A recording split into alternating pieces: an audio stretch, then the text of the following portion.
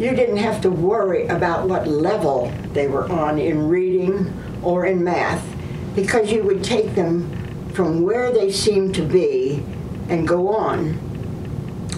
Many of the children were reading on 4th, 5th grade levels and beyond.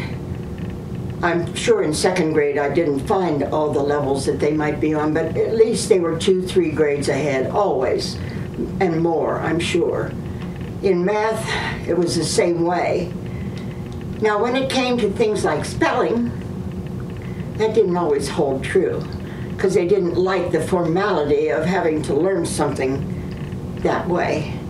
And math was the same way in many cases, where if you did a math quiz, as one little boy said, "I'm sorry, Mrs. Miller, you're going to have another way to teach me. I don't like this way." Well, that's delightful to hear from it, as far as a teacher's concerned, because you know there's something more you have to do.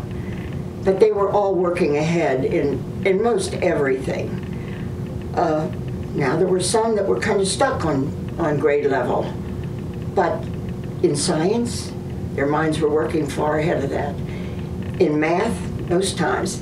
And it is interesting to find out that art and creativity went together. Science and math go together. And when you talk about the differences in giftedness, right there, it's an interesting one.